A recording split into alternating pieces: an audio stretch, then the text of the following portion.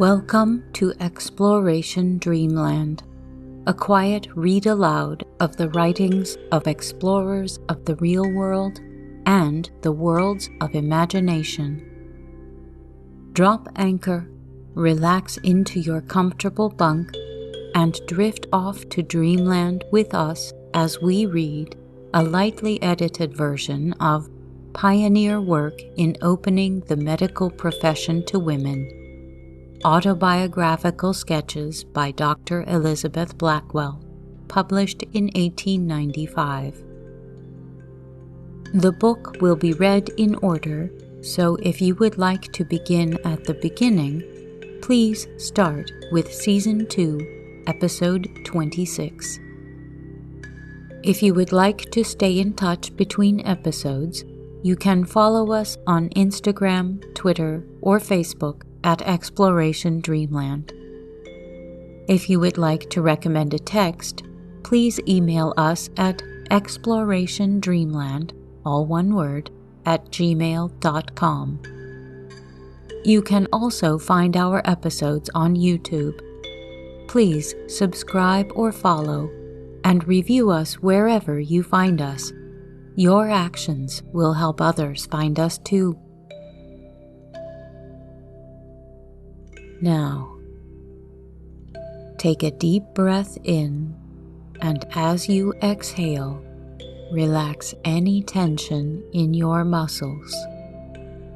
Close your eyes, snuggle into your sleeping space, and listen to tonight's tale.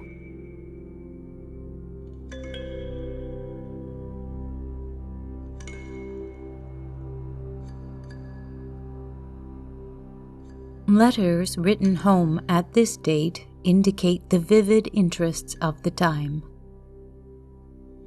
November 1850.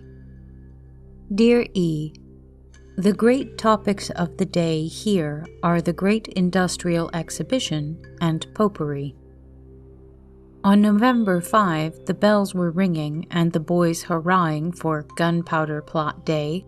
This anniversary was celebrated with more enthusiasm than usual from the Pope's having appointed a Cardinal Archbishop of England, and no popery placards are posted everywhere. The great building of iron and glass for the exhibition is rapidly rising in Hyde Park, and the papers in this rank-loving country duly inform us whenever Prince Albert comes in from Windsor to inspect its progress, and furthermore that the Prince is modeling a group of statuary and the Queen designing a carpet to figure in the display. The last time I was at the Twomleys, we drove round to see the building, which is a curious sight from the delicate appearance of the immense quantity of iron framework. It looks too fragile to support a crowd, and yet it will hold myriads. There is a splendid old elm tree which they have enclosed in the building, and his great black arms look in strange contrast to the surrounding tracery.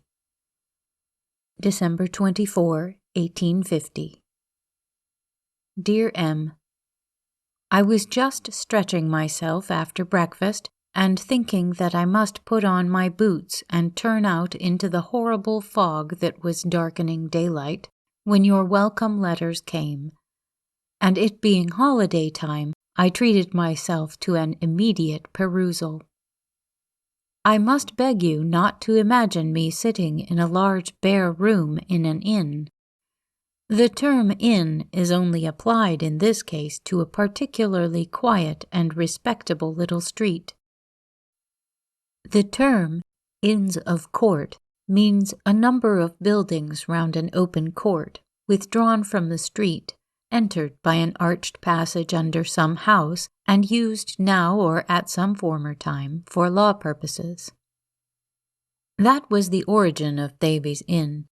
It was formerly a portion of an old law court, and is particularly proper, having iron gates at the archway, which are shut at night, and a porter living in a little house at the entrance, who is always on the lookout for beggars or other unrespectable characters.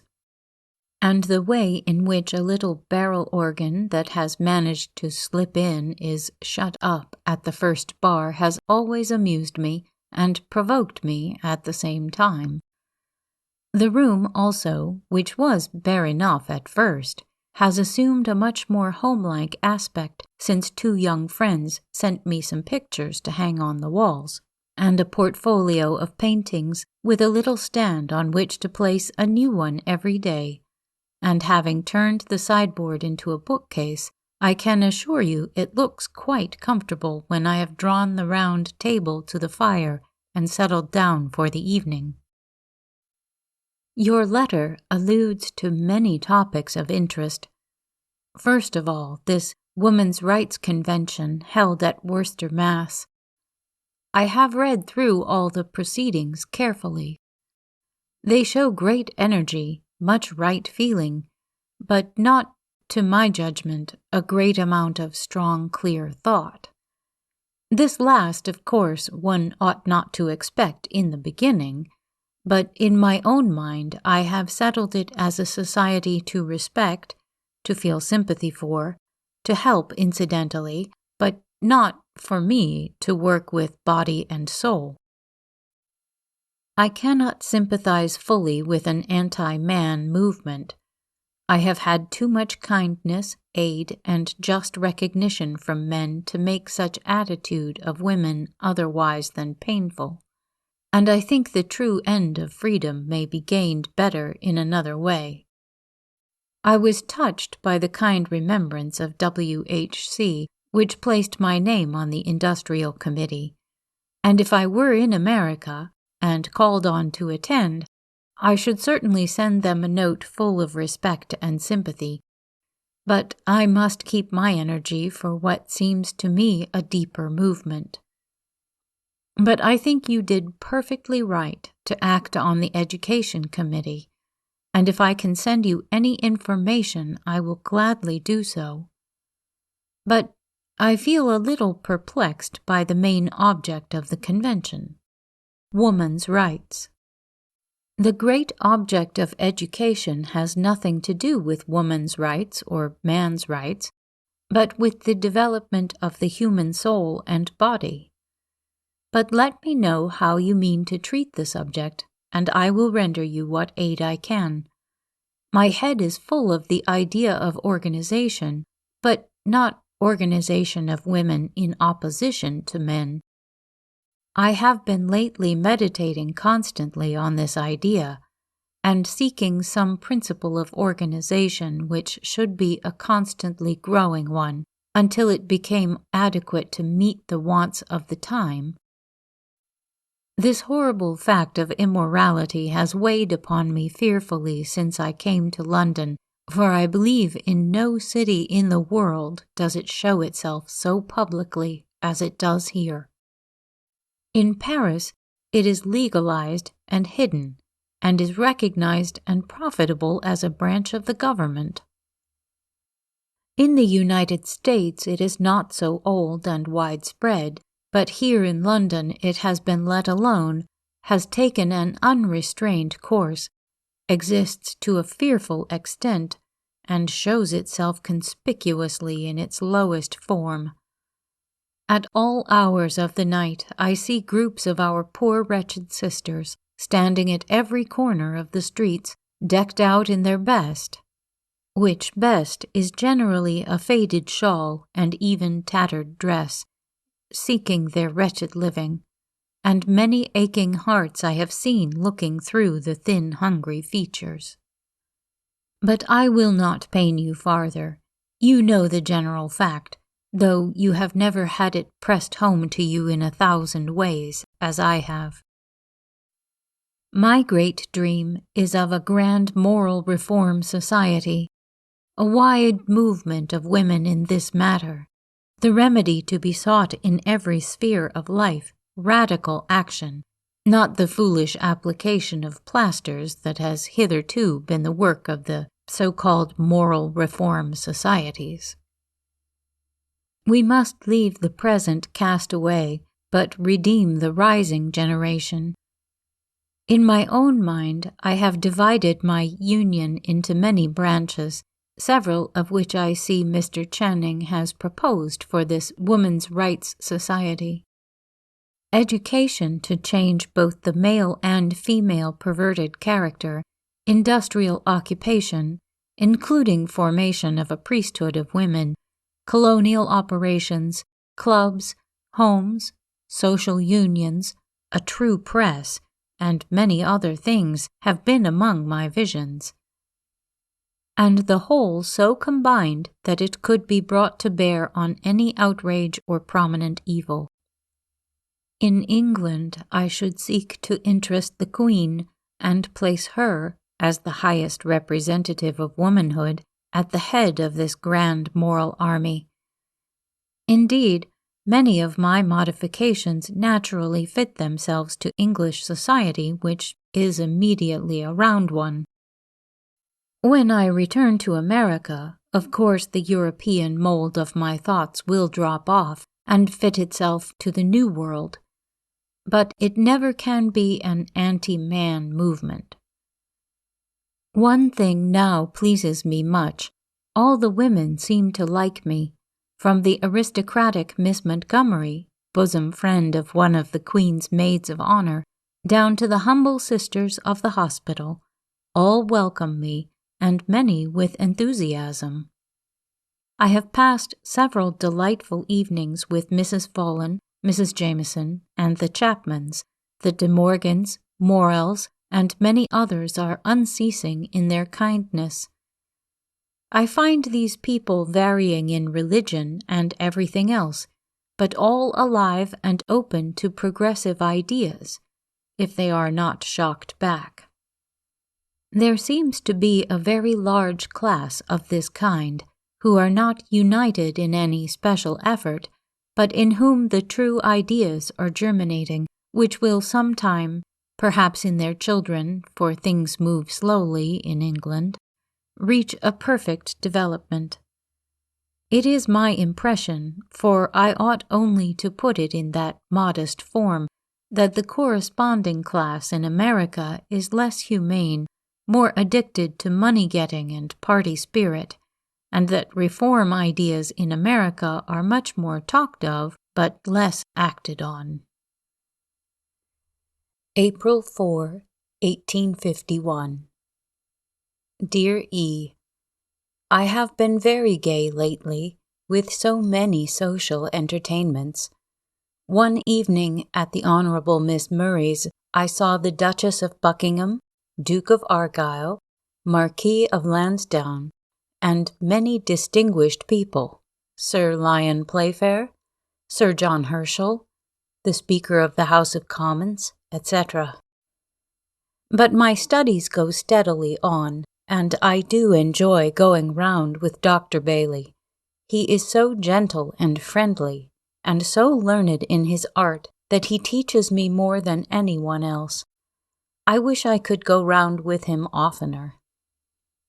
But I must tell you of a delightful 3 days' visit that I made to Lady Byron at Brighton a week ago. I had heard her most highly spoken of, and her connection with the poet has thrown a romance around her. So when I received, through Miss Montgomery, an invitation from her, stating that she had herself paid some attention to medical matters and would be most happy to see me, and that her friend Dr. King would do the honours of the well-arranged hospital at Brighton, I determined to accept and give myself a 3 days' treat. I arrived in Brighton one bright, blowing afternoon. Nearly 3 miles of good stone houses face the broad sea, the road in front of them forming a delightful elevated promenade open to the spray and the Atlantic winds. In the distance at one extremity was Beachy Head, at the other the projecting point that hid Portsmouth, and far out, dim in the distance, lay the Isle of Wight. Bare, rounded green hills formed the background to the town. In the bow-windowed parlor of one of these large stone houses I was set down, and soon after Lady Byron, who had been to the railroad to look for me, entered. A slender, rather small, but venerable-looking lady of 60, with fair complexion, delicate features, and grey hair. She welcomed me kindly, and conversed for a little while with a gentle, benevolent manner, but a voice that had a very sad tone in it. I found that she was a confirmed invalid, and learned afterwards that she had never recovered from the blow caused by the conduct of her husband, whom she had worshipped with real idolatry. Then we went out to see the sunset and some electrical apparatus, and on our return I was introduced to Mrs. Jameson, the authoress, who was paying a little visit, and to Dr. King, a beautiful old gentleman, more of a philosopher, however, than a physician. The next morning I had a delightful tete-a-tete breakfast with Mrs. Jameson, who is a charming person with a warm Irish heart, an exquisite appreciation of art, and a deep interest in all high reform. Meanwhile, it had begun to rain, and the wind battered the house furiously. But nevertheless, I went in the carriage with Dr. King to visit the hospital and a famous manufactory of mineral waters. I returned in a hurry to go off with Mrs. Jameson and hear Fanny Kemble read Macbeth. This was a great treat, for I had never heard Shakespeare well given. I had caught a glimpse of Fanny Kemble the evening before, when Mrs. Jameson had brought her back from reading The Midsummer Night's Dream.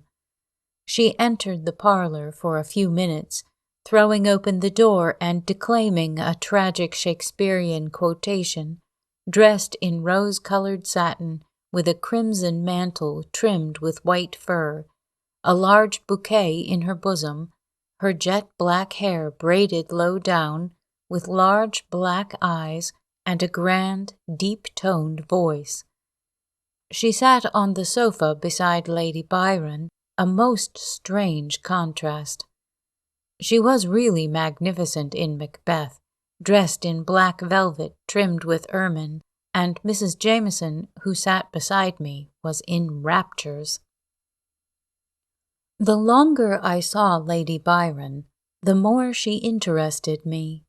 Her insight and judgment are admirable, and I never met with a woman whose scientific tendencies seemed so strong.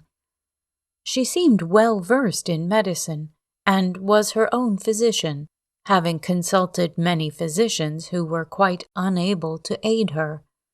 She has for many years taken particular interest in labor schools, and has some admirably arranged on her estates.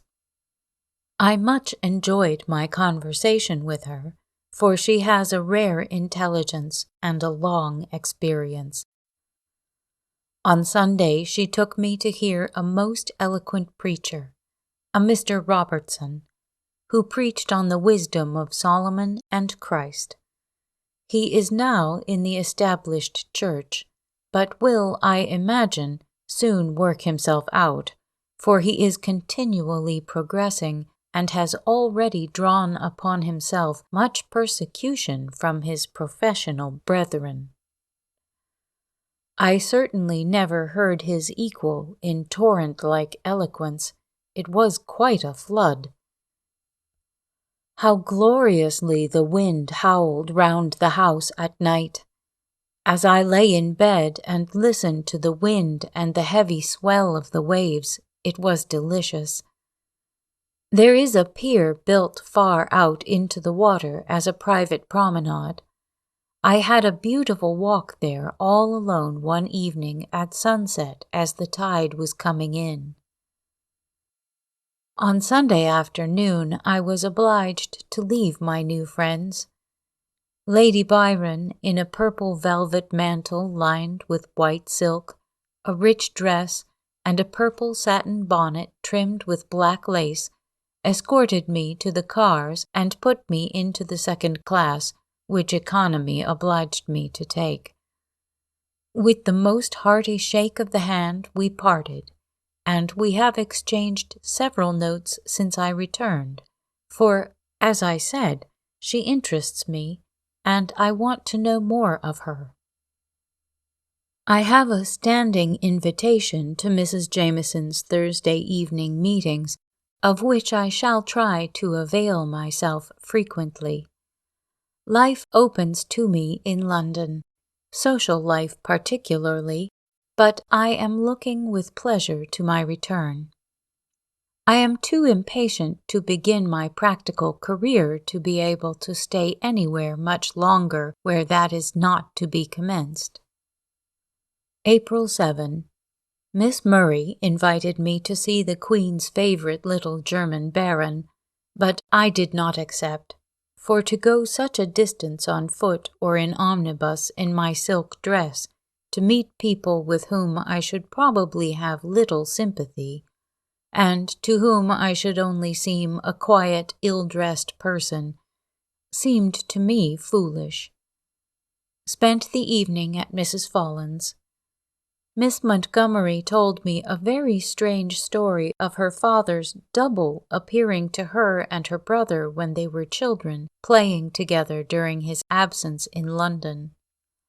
They were amusing themselves by dressing up in clothes taken from a closet on the staircase, when, hearing their father's study door open and fearing reproof, they shut themselves in the closet, watching through a crack of the door their father in his dressing gown with a candle in his hand slowly ascend the staircase. They then remembered that their father had gone to London, and rushed up to their mother's room, where she was dressing for a party, exclaiming, "Papa has come home. We saw him come out of the library with a candle in his hand and go upstairs." The authority of this story was unimpeachable, the details minute. What must one think of it?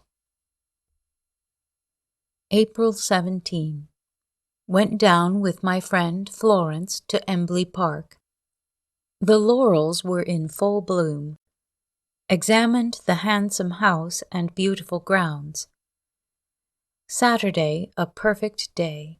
Walked much with Florence in the delicious air, amid a luxury of sights and sounds, conversing on the future. As we walked on the lawn in front of the noble drawing-room, she said, "Do you know what I always think when I look at that row of windows? I think how I should turn it into a hospital ward, and just how I should place the beds." She said she should be perfectly happy working with me. She should want no other husband. April 20. A beautiful Sabbath morning. Saw the sea and Isle of Wight in the distance. Watched the peasants' picturesque scarlet cloaks going to church. As we crossed the fields, conversing on religious matters, it was a true communion. May 1. A most brilliant opening of the Great Exhibition. Thanks to Cousin S., who is an exhibitor, we enjoyed a sight which we shall always remember. The place was so vast that the musical sound of the great organ was lost in the beating of the air. The great building, resplendent with the products of the whole world, was filled to overflowing with enthusiastic spectators. When the Queen, holding Prince Albert's arm, with the young Prince of Wales on one side and the Princess Royal on the other, followed by the aged Duke of Wellington arm in arm with the Marquis of Anglesey, and a long train of nobility and distinguished men, made the tour of the building and declared it open, it was indeed a memorable sight. The advisability of remaining in England and establishing myself in practice in London was seriously considered at this time.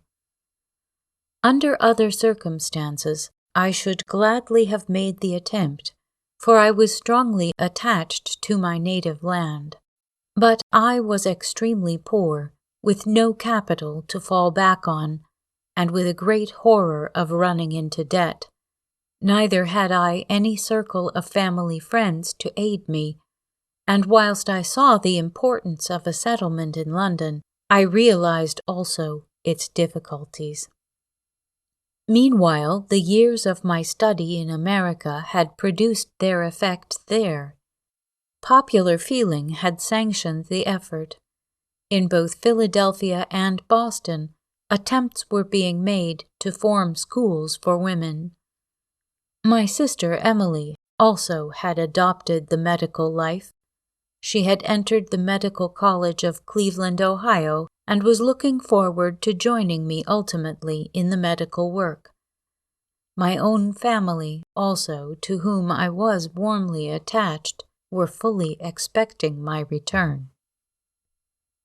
I determined, therefore, after much anxious consideration, to make my first settlement in New York, hoping in 10 or 15 years' time to have attained a position when I might be able to work in England.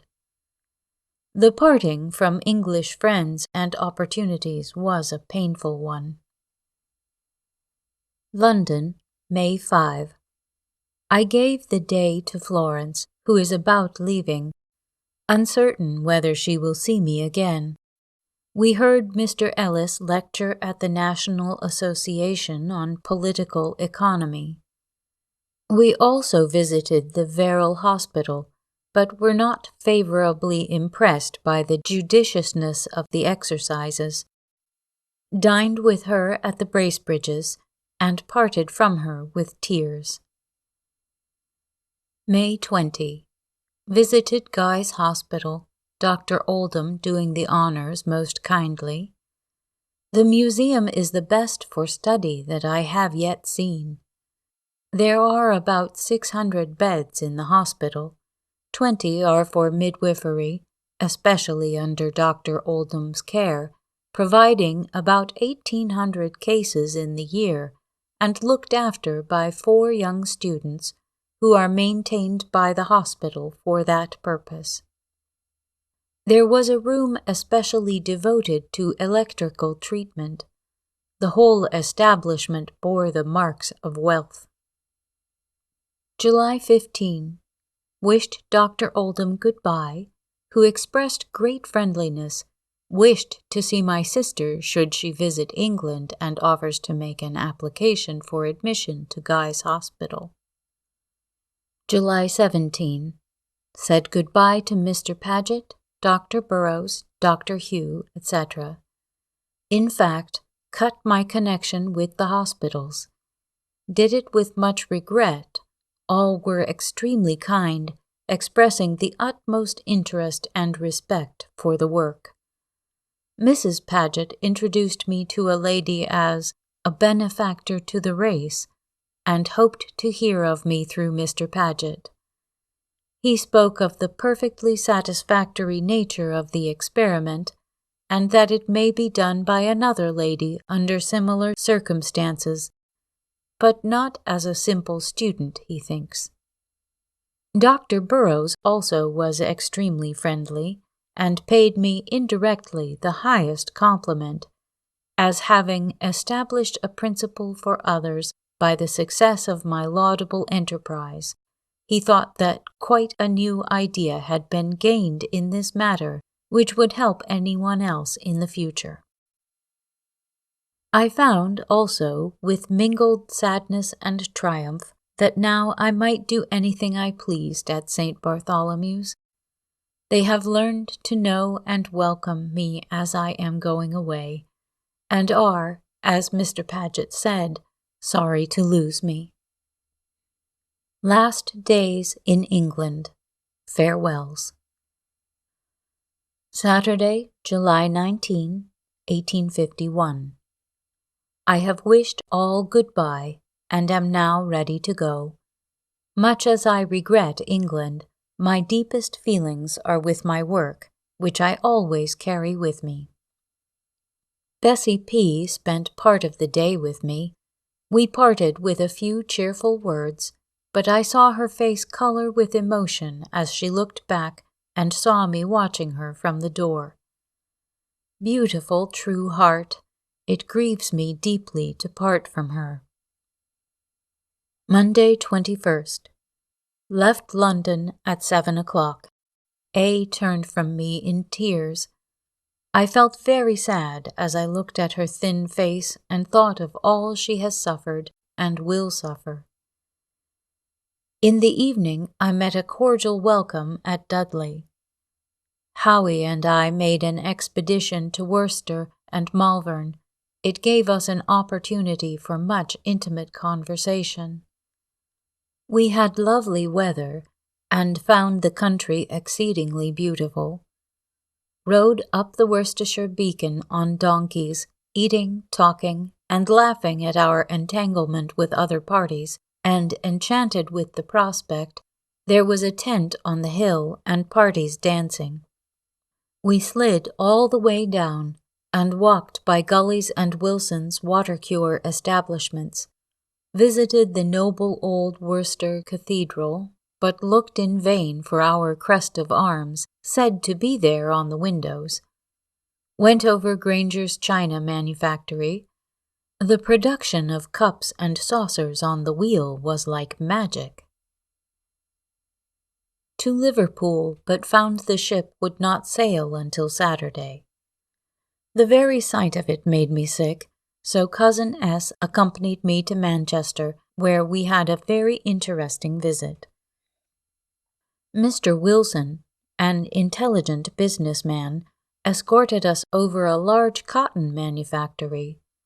It was of exceeding interest. 800 looms were at work in one room, mostly tended by women, and many very young girls. We commenced our inspection by descending by ropes deep down into the vaults where the cotton arrives from America and India. We then proceeded through room after room where all the processes were conducted, from breaking up the bales, tearing to pieces, sorting, carding, forming into sheets, twisting, spinning, weaving, and finally measuring and folding the cloth. We went up and down by movable trap-doors underground from street to street, all through the immense establishment. The noise was tremendous, the dust and heat oppressive. I noticed closely the workwomen. Most of them carried their hair comb stuck in the back of their head. They were mostly youngish women, sallow and perspiring, and I noticed one woman so exhausted that she was obliged continually to sit down. They had often more than one loom to feed. They keep the men and women separate in their work as far as possible. Saturday, 26th. Actually my last day on this noble British land. I left pale good Cousin S. standing in the street of Dudley. Watched dear H. running up the railway bank as I rushed off in the train, and then I felt I was indeed severed from England, and only anxious to get through my journey. I found myself at night on board ship, out in the Mersey. Another most important page in life fairly closed. Adieu, dear friends. Heaven keep us all.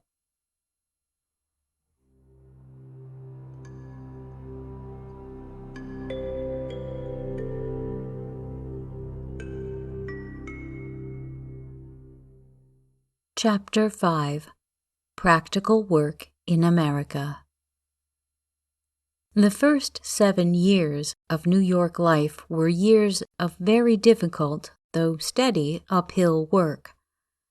It was carried on without cessation and without change from town, either summer or winter. I took good rooms in University Place, but patients came very slowly to consult me. I had no medical companionship, the profession stood aloof, and society was distrustful of the innovation. Insolent letters occasionally came by post, and my pecuniary position was a source of constant anxiety. Soon after settling down, I made an application to be received as one of the physicians in the women's department of a large city dispensary, but the application was refused, and I was advised to form my own dispensary. My keenest pleasure in those early days came from the encouraging letters received from the many valued English friends who extended across the ocean the warm sympathy they had shown in London. They strengthened that feeling of kinship to my native land which finally drew me back to it. A correspondence with Lady Byron, which extended over some years, was particularly encouraging, for the strong scientific tastes of this admirable woman, as well as her large benevolence, led her to take a steady interest in the study of medicine by women. The following is a characteristic letter from this valued friend. Brighton, December 9, 1851. I received your letter some days ago, and have ever since longed to write to you. The business which has chiefly prevented me is of a nature to interest you. A conference, originating with Miss Carpenter, is to be held at Birmingham tomorrow between chaplains, governors of jails, magistrates, and a few ladies on the means of saving the young from sin and reforming them after its commission. I could not attend, and perhaps can render as much service in absence indirectly. Miss Murray, Mr. Rathbone of Liverpool, Mrs. Jameson, and Miss Montgomery will be present. The subject of this letter is to be the magnetoscope. The pamphlet by Mr. Rutter shall be sent you. Since its publication, new discoveries have been made and amply tested, and of these I will try to give you some account. One objection received as conclusive against the reality of the magnetic influence from the operator was that the motions of the pendulum suspended from the instrument were produced solely by unconscious muscular movement on the part of the operator. Although to engineers and persons acquainted with the laws of motion, this rotation of the pendulum in the instrument appeared to be a strange new mechanical power, yet the Royal College of Physicians and the Lancet decreed that it should be explained by involuntary muscular movement, and one M.D. of eminence wrote a letter to me implying that believers in the magnetoscope were to be classed with Mormons. It has since been proved beyond a doubt by Mr. Rutter that the touch of the poles of a magnet or crystal to the spot before touched by the hand will be followed by movements exactly similar, the rotation being from east to west or from west to east, according as the north or south pole of the crystal is directed to the spot. After contact, it occurred to Mr. R. to try pointing only with the poles of the crystal held in his hand. The same effect ensued. What becomes of the muscular impulse theory? Another objection is now considered as fatal, that when the eyes are closed, all motion is stopped if the operator is either holding the thread or touching the magnetoscope. Ergo, they say it is all imposture. But is there not another light thrown by this on the power of the eyes, on their electric glance? It is stated in Carpenter's Animal Physiology that a woman whose left arm was palsied could hold up a child with it as long as she looked at it. When she closed her eyes, the arm dropped. A Mr. John Dimson, well known now in Brighton, has a paralytic affection of his feet, and cannot walk unless he fixes his eyes upon them. To this fact, Mr. and Mrs. Bracebridge, Florence's friends, and Lady Easthope have recently given me their attestation as eye-witnesses, and I understand that the fact is observed at German baths for lame patients. With the disposition, then, to pooh-pooh the discovery in London, I think it will probably be left to America, perhaps to you, to evolve the truth. Therefore, I shall feel it my duty to put you in possession of facts bearing upon it. I have, however, had the satisfaction of seeing conviction produced on the mind of one of our most distinguished geologists, who perceived the connection between the influences of magnetism and metals on the pendulum, and some of the subterranean operations, particularly mineral springs. My hand is tired and must rest. The application of magnetism to the principle of life is most satisfactory to me. The unification of the magnetism of the human head by finding that the pendulum is influenced by it, exactly as by a real magnet, that the poles correspond, the forehead being north when the person is upright, changes take place in the recumbent position. This is when a person stands in any direction, live bodies being independently magnetic.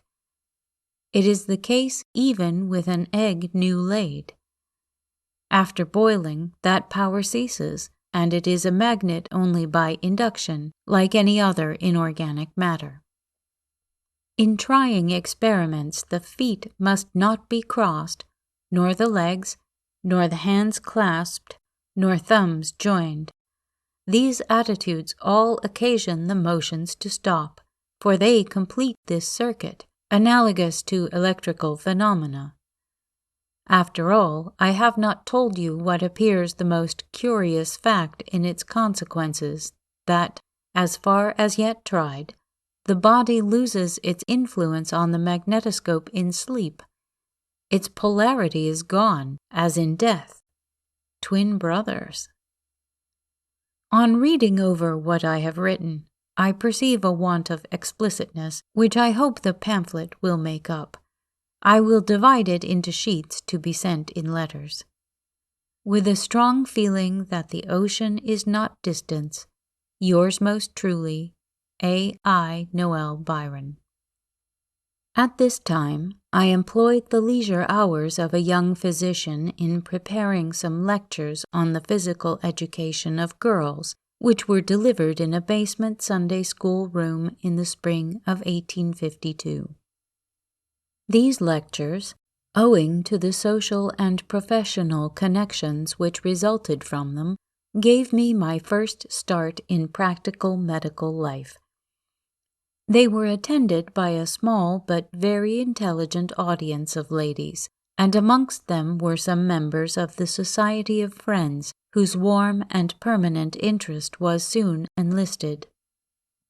Indeed, my practice during those early years became very much a Quaker practice, and the institutions which sprang up later owed their foundation to the active support of this valuable section of the community.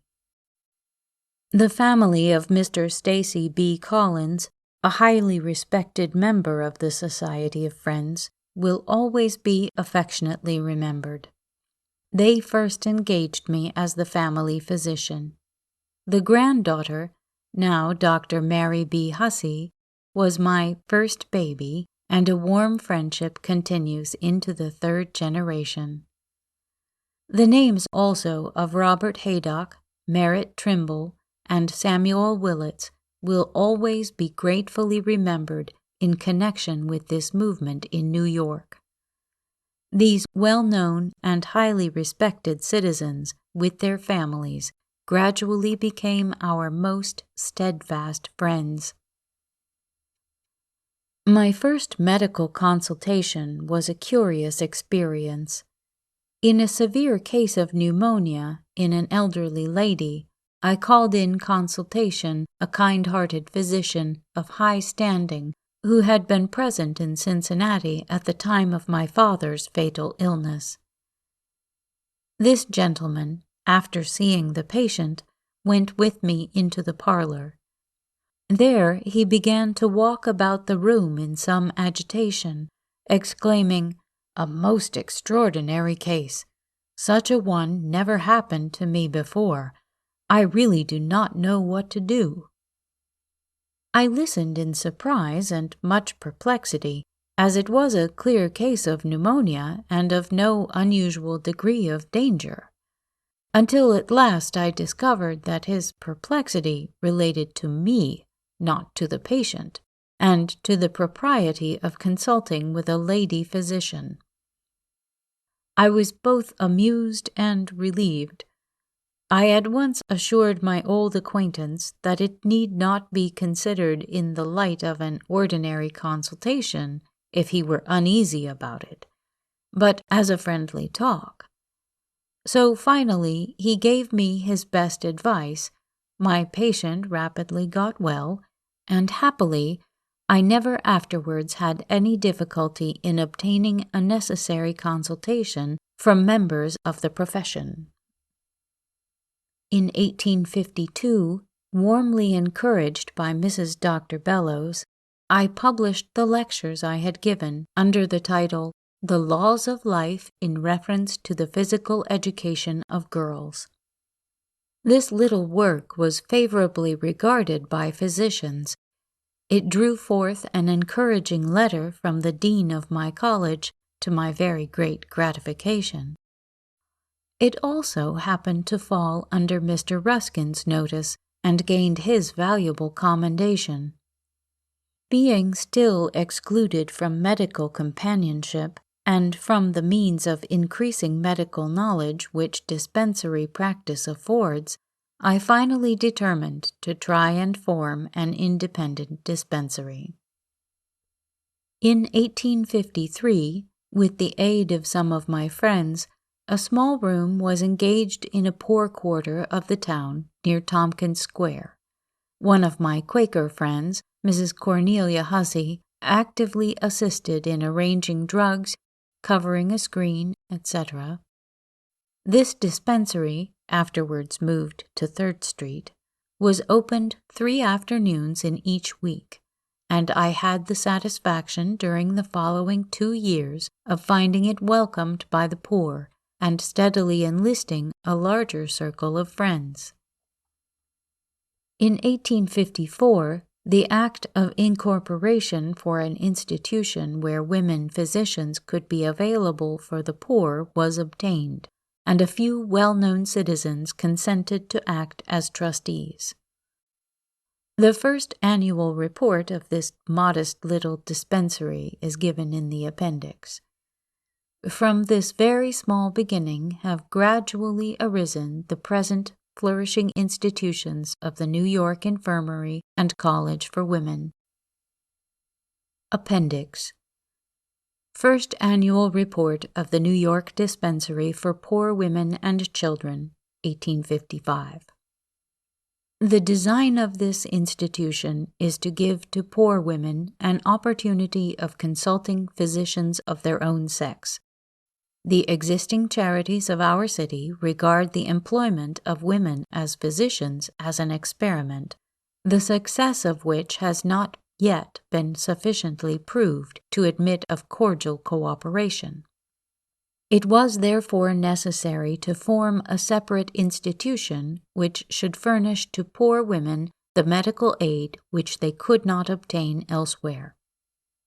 The following gentlemen cordially consented to act as trustees of the proposed institution: Messrs. Butler, White, Haydock, Sedgwick, Collins, Field, Draper, Greeley, West, Harris, Foster, Raymond, Flanders, Dana, Manning, Spring, Bone.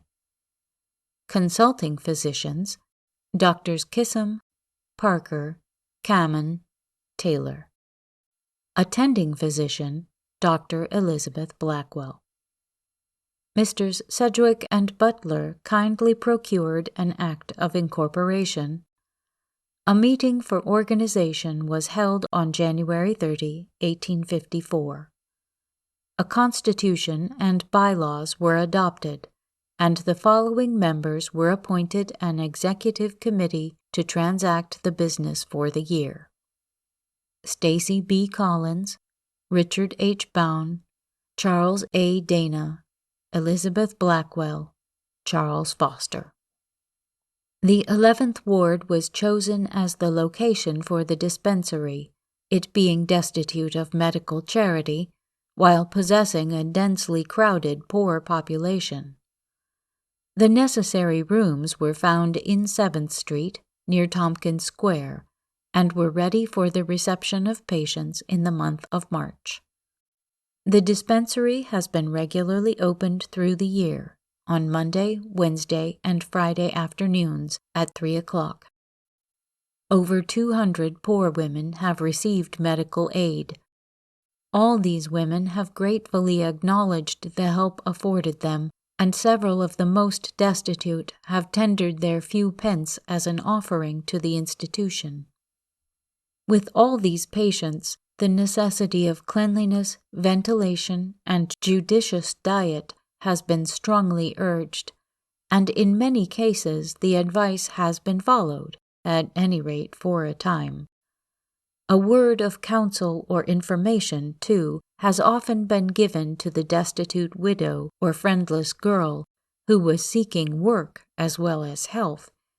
The best methods of seeking employment have been pointed out, suitable charities occasionally recommended, and pecuniary aid sometimes rendered.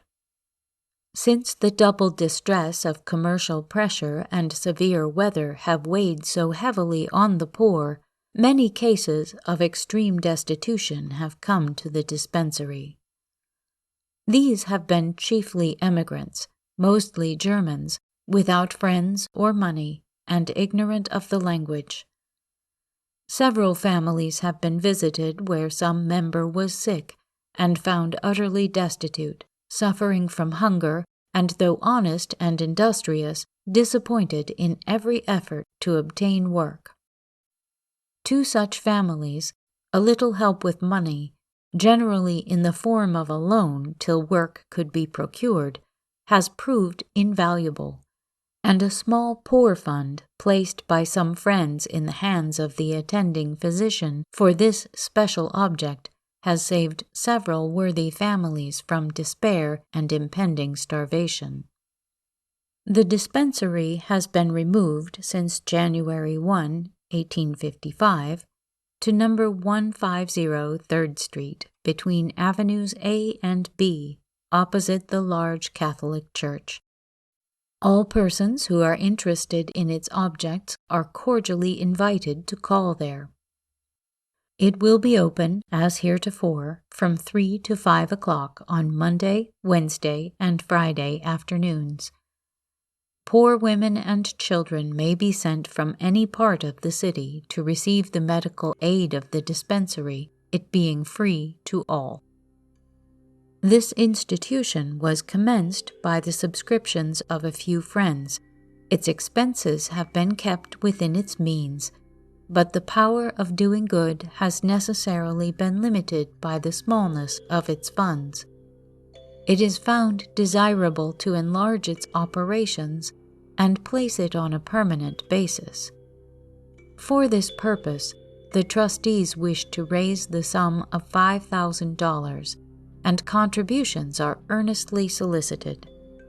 The following members are appointed to receive contributions: Stacy B. Collins, 155 Bleecker Street; Robert Haydock, 46 Broadway; Elizabeth Blackwell, 79 East 15th Street. The amount raised will be invested as a permanent fund for the institution. It is the hope of the founders of this charity to make it eventually a hospital for women and a school for the education of nurses. The books of the dispensary are always open to the inspection of members on application to the attending physician. New York, February 8, 1855.